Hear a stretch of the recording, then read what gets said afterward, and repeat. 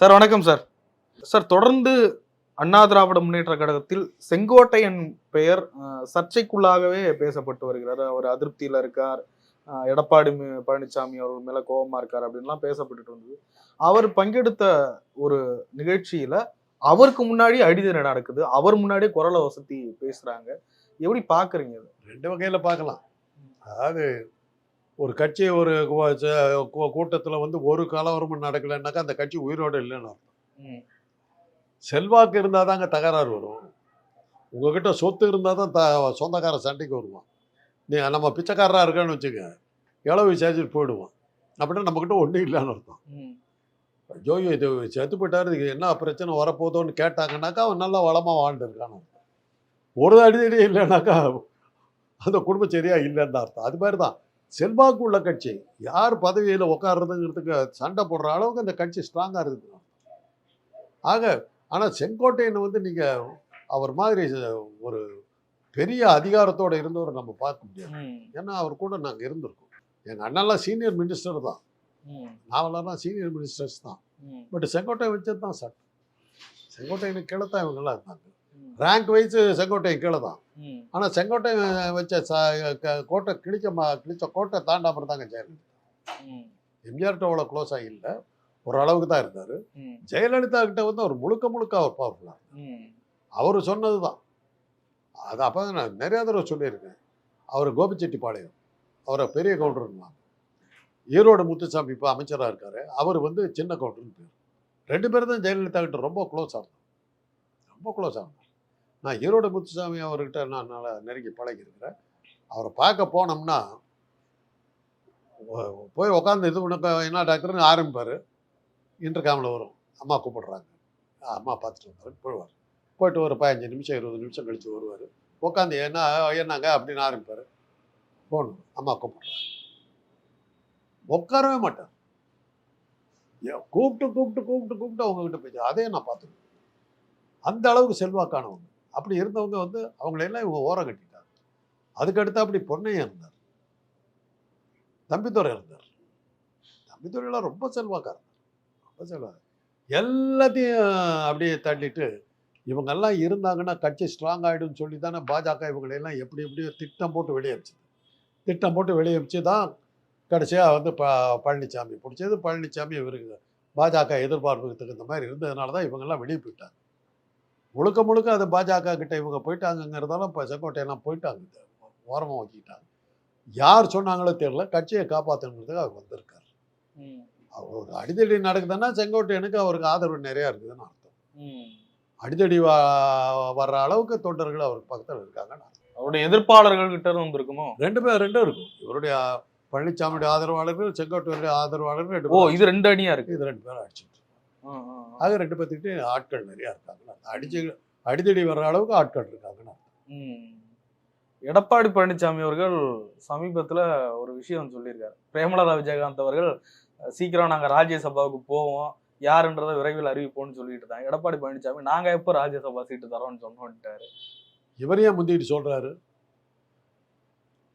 இவங்ககிட்ட கேட்பாங்களோ என்னமோ சொல்லுங்க. ஏற்கனவே நாடாளுமன்ற தேர்தலில் 5 MP சீட்டு, மக்களவை, ஒரு ராஜ்யசபா அப்படின்னு ஒப்பந்தம் போட்டதாமா. போட்டதான் அந்த சீட்டை கேட்கறாங்க. இப்போ கேட்கிறாரு, எப்போ எடப்பாடி பழனிசாமி நாங்க எப்போ சொன்னோம் அப்படின்ற. அவ்வளவுதான் முடிஞ்சு போச்சு. கொடுக்குற இடத்துல அவங்க இருக்காங்க, வாங்குற இடத்துல நாம இருக்கோம். கீழே கையில உளுந்தா தான் உண்டு, போடாம அவங்க போயிட்டாங்கன்னு ஒண்ணும் பண்ண முடியும். இல்ல அதை நம்பிதானே சார் கூட்டணி வச்சாங்க நிறைய இடத்துல.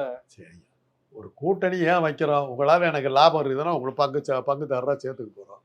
நீங்க ஒரு தேவையில்லைனாக்க உங்களை வச்சு நான் மாறி அடிப்பேன்னா டெட் வெயிட்னு பேரு. எதுக்கு அவங்கள கூட்டிட்டு போகணும்? இன்னைக்கு உங்களுடைய செல்வாக்கு சரிஞ்சு காணாம போயிருக்கீங்க. அந்த அளவுல இருக்கும்போது உங்களை வச்சுட்டு எது பண்ணுவாங்க?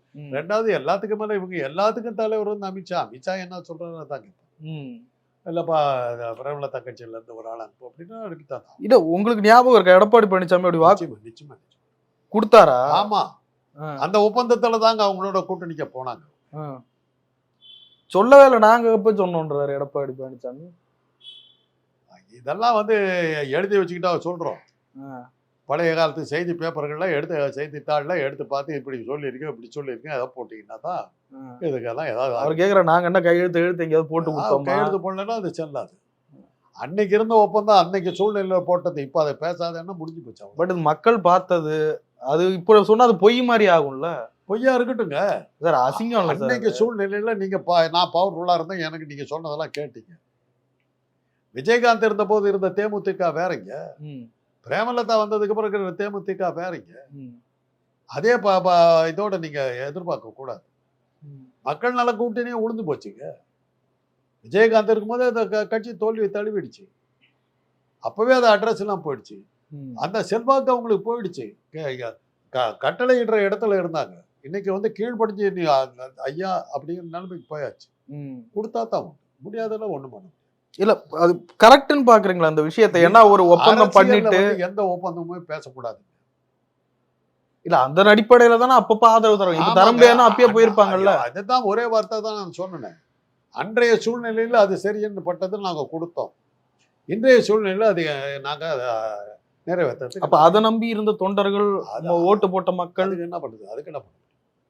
அன்னைக்கு ஓட்டு போட்ட மக்கள் இருந்தாங்க, இன்னைக்கு தான் உண்மை இல்லாம போயிட்டீங்க. விஜயகாந்துங்கிற ஒரு ஆளை நம்பி வந்த கூட்டங்க அது. அவரே போனதுக்கு அப்புறம் அந்த கட்சி சின்ன பின்னமா ஆயிப்போச்சு. அதுல ஒண்ணுமே இல்லைங்கிறத ப்ரூவ் ஆயிப்போச்சு. அப்ப எடப்பாடி பழனிசாமி அவர்கள் செஞ்சதை நியாயப்படுத்துறீங்க. அரசியல்ல இதெல்லாம் ஒண்ணுமே பண்ண முடியாதுங்க. நான் தான் நிறைய தடவை சொல்லிக்கிறேன். 2ஆம் உலக யுத்தத்தில் ஹிட்லர், முசோலினி, ஜப்பான்கார ஹிட்டோ 3 பேர் சேர்ந்துட்டாங்க. சேர்ந்த ஒரு இதாக இது பண்ணுறாங்க. England, France, Spain, Rome, Spain இந்த கண்ட்ரி எல்லாம் ஒன்றா சேர்த்து மற்ற ஐரோப்பிய நாடுகள். ரஷ்யா வந்து ஹிட்லரோட போய் சேர்றாரு. ஹிட்லர் சேர்த்துக்கிட்டு ஒரு 3 மாதம் தான் வச்சிருந்தார். நீ யூதர்களோட கேவலமானவன், நீ ஆபத்தானவன், போடா வெளியே, கம்யூனிஸ்டுகள் நான் சேர்த்த முடியாது, துரத்திவிட்டார். கம்யூனிசம்ங்கிறது கேபிட்டலிசம்ங்கிறது இரு துருவங்கள். முதலாளித்துவமும் கம்யூனிசமும் நேர் எதிர் துருவங்கள். கேபிட்டலிசம் பேசுகிற அமெரிக்காவோட கம்யூனிசம் பேசுகிற ரஷ்யா போய் சேருது. அங்கே யாரும் அதை கேட்கல. என்னங்க கேபிட்டலிசம் கம்யூனிசம் எப்படி சேரலாம்லாம் கேட்க முடியாது. அன்னைக்கு சூழ்நிலை அது சரி, அவ்வளோதான். அதனுடைய விளைவு தான் ஹிட்லருடைய தோல்விக்கு அந்த எல்லாம் இந்த கட்சிகள் ஒன்றா சேர்ந்தாங்க. அது மாதிரி சில அடிப்படையாக சில காரணங்களுக்காக நாங்கள் ஒன்றாக சேர்க்கிறோம்னு சொல்றதை நீங்க ஒன்றும் பண்ண முடியாது. ஜெயக்குமார் அவர்கள் அறிவிச்சாரு பாஜகவுடன் கூட்டணி முறிந்தது, சட்டமன்ற தேர்தலில் கூட கூட்டணி இல்லை அப்படின்னு சொன்னார். எடப்பாடி பழனிசாமி அதே தான் சொன்னார், கூட்டணியே இல்லை அப்படி. இப்போ ரீசெண்டாக கேட்குறாங்க கூட்டணி மீண்டும் பாஜகவுடன், அதெல்லாம் பாருங்க ஒரு 6 மாசம் கழிச்சு பாருங்கன்னு சாஃப்டா பதில் சொல்றாரு. எலெக்ஷன் வர்ற போது அந்த நெருக்கத்துல என்ன மாறுதல் விடுன்னு யாருக்குங்க தெரியும்? இல்ல ஸ்ட்ராங்கா சொல்லிட்டு எங்களுடைய கொள்கை எதிரி நாங்க வைக்க மாட்டோம், தேவையில்லை, இன்னைக்கு தேவையில்லை, அவ்வளவுதான். நாளைக்கு எலெக்ஷன் டைம்ல வந்து பாஜகவுடைய தயவு இல்லாம ஒண்ணும் நடக்காதுன்னா பாஜக கிட்ட தான் போயாகணும். ஏன் இப்ப எடப்பாடி பழனிசாமி மாறிட்டாரு? சின்ன உதாரணம் சொல்றேன். பிஜேபிக்கும் திமுகவுக்கும் ஏதாவது கொள்கை அளவுல எப்பேற்பட்ட விரோதிகள் அவங்க, தென் துருவம் வட துருவம். வாஜ்பாய் அரசாங்கத்தில் போய் மந்திரியா இருக்கல, நீங்க என்ன சொல்லிவிட்டீங்க? ஒரு நல்ல மனிதர் கையில் இருக்கிற ஒரு மோசமான கட்சியில் இருக்க ஒரு நல்ல மனிதர், அவருக்கு நம்பி நாங்கள் போகிறோம்னு சொல்லிட்டு ஏதோ ஒரு காரணத்தை சொல்லிட்டு சில கண்டிஷன்ஸை போட்டீங்க. அதை வந்து வாஜ்பாய் அக்செப்ட் பண்ணார், போய் சேர்த்துட்டார். அவ்வளோதான். இதுக்கெல்லாம் அந்த கலைஞர் அழகா இந்த மாதிரி சிச்சுவேஷன்லாம் இவங்க மாதிரி ஆளுங்க தான் கேள்வி கேட்பீங்கிறதுக்கு தான் அழகான ஒரு வரி சொல்லியிருக்கார். அரசியலில் நிரந்தர பகை ஒன்றும் இல்லை, நிரந்தர நண்பனும் இல்லை. இதை வச்சுக்கிட்டீங்கன்னா நீங்க எல்லாத்துக்கும் இதை திருக்குறள் மாதிரி எழுதி வச்சுக்கலாம், அவ்வளோதான், முடிஞ்சு போச்சு. அந்த நேரத்தில் அதனாலதான் எல்லா கூட்டணியுமே சந்தர்ப்பவாத கூட்டணி, லட்சியங்கள் அடிப்படையில் சேர்றது இல்லை, லட்சங்கள் அடிப்படையில் தான் சேர்றது. ஆனா இவரை நம்பி நிறைய பேர் வாயை விட்டுட்டாங்களே. இப்ப நாங்க பிஜேபி என்ன பண்றது? அவங்க எல்லாம் என்ன பண்ணுவாங்க? கடைசி நிமிஷம் நாளைக்கு ஏங்க பாமக என்னங்க பண்ணுச்சு? நீங்க சாயந்தரம் வரல பழனிசாமியோட பேசிக்கிட்டு இருக்காங்க விக்கிரவாண்டி தேர்தலில். சாயந்தரம் வரலாம் 7 மணி வரலும் அதிமுக கூட கூட்டணி பேசிக்கிட்டு இருக்காங்க. காலையில் 9 மணிக்கு பாஜகவோட இணைந்து விட்டோம். கலைஞருக்கு இந்த மாதிரி என்ன பண்ணுச்சு பிரேமலதா? விஜயகாந்த் வந்து கலைஞர்கிட்ட போய் உங்களோட கூட்டணியில் இருக்கேன்னு சொல்லிட்டு வந்துட்டாரு. இந்த மாதிரி தனியா போய் ஜெயலலிதா கிட்ட பேசிட்டு போய் இல்லைன்னு முடிச்சுல்ல, பணம் நழுவி என் நெஞ்சில் விழுந்து விட்டதுன்றாரு கலைஞர். அடுத்த நிமிஷம் இல்லைன்னு போகுது. அதனால தானே நான் எவ்வளோ தடவை சொல்லியிருக்கேன், தமிழ்நாட்டில் எந்த கட்சி யாரோட சேருவாங்கன்னு எல்லாம் மற்ற கட்சிகள் எல்லாத்தையும் நீங்கள் திட்டம் போட்டு சொல்லலாம், இந்த கட்சி இங்கே தான் போகணும். 2 கட்சியை தவிர, ஒன்று வந்து பாமக, இன்னொன்று தேமுதிக. எலெக்ஷன் ஆரம்பிக்கிற வரல அவங்க எங்கே போவாங்கன்னு யாருக்கும் தெரியாது. அதான் அவங்க ப்ரூவ் பண்ணியிருக்காங்க. வேறவன் எங்கே படித்தோ அங்கே போவாங்க. ஆனால் தேர்தல் நெருங்கும் போது ஒரு எலெக்ஷனில் திமுக தோத்துச்சுங்க. அந்த நேரத்தில் இருந்து ஒரு போக்குவரத்து துறை அமைச்சராக இருந்த ஒருத்தர் என்ன பண்ணாருன்னா, எலெக்ஷனுக்கு கொஞ்சம் முன்னாடி பஸ் கட்டணத்தை உயர்த்துறாரு. யாராவது செய்வாங்களா? அந்த நேரத்தில் 2 மாதத்தில் எலெக்ஷன் வரப்போகுது, பஸ் கட்டணத்தை உயர்த்துறாரு. காலி, திமுக காலி ஆச்சு. வேற எந்த ரீசனுமே கிடையாது, ஒரே காரணத்தினால காலி ஆச்சு. ஒரு 2 மாதம் பொறுத்திருந்து இது பண்ண என்ன? எங்கள் அண்ணனுக்கு மந்திரி பதவி போனதுக்கு காரணமே அதுதான். தீபாவளிக்கு சர்க்கரையும் ஏதோ அரிசியோ ஏதோ கோதுமையோ ஏதோ வந்து மக்களுக்கு இவ்வளோ இது கோட்டாவில் ரேஷனில் ஒதுக்கப்படும்னு வழக்கமாக நம்ம வந்து சலுகையில் கொடுப்போம்னு சொல்கிறது வழக்கம். அந்த எங்கள் அண்ணன் உணவு மந்திரியாக இருக்கார், ஜெயலலிதா மந்திரி சபை. அந்த நேரத்தில் இந்த தீபாவளிக்கு அதை கொடுக்கறதுக்கு வசதி இல்லாதனால இந்த தீபாவளிக்கு அதை கொடுக்க மாட்டோம்னு அனௌன்ஸ் பண்ணார். நம்மளுக்கு தான் வந்தது கோவம். தீபாவளி கொண்டாடுற நேரத்தில் வந்து அமங்கலமாக பேசி இது பண்ணிட்டு வெளியே போட்டார். சொல்லலாமா? அதை போய் கடையில் கேட்டு மக்களாக தெரிஞ்சு என்ன இல்லைன்றாங்களேன்னு மக்கள் தெரிஞ்சுக்கிட்டு அதுக்கப்புறம் கற்றுட்டு நீயே அனௌன்ஸ் பண்ணுற பாலிசி அதில் தான் வெளியே போனார். அப்போ அப்படிதான் அவர் வெளியே போனார், பதவி விட்டு போனார். இவ்வளோ சீனியர் பாலிட்டிஷியன் இதை செய்யலை. அதுக்கு என்ன காரணம்னா, முதல்வர்கிட்ட கலந்துக்காம இவரே சொன்னது, தன்னிச்சையா சொன்னது. அது அந்த மாதிரி ஒரு வார்த்தை அவங்க கிட்ட சொல்லி, அம்மா இந்த மாதிரி இருக்குது அப்படின்னு சொல்லியிருந்தாங்க. அவங்க ஜூனியராக இருக்கலாம், அதை பற்றி பேச்சு இல்லை. இங்கே அரசியலில் சீனியாரிட்டி ஜூனியாரிட்டி எல்லாம் பார்க்கவே கூடாது. இவர் விஜய் உட்காந்துருக்காரு, அவருக்கு முன்னாடி பாண்டிச்சேரி முதலமைச்சராக இருந்த ஒருத்தர் வந்து முன்னாடி உட்காந்து, இது ரங்கசாமி கையெடுத்து கூப்பிடாத குறையா உட்காந்துட்டு இருக்காரு.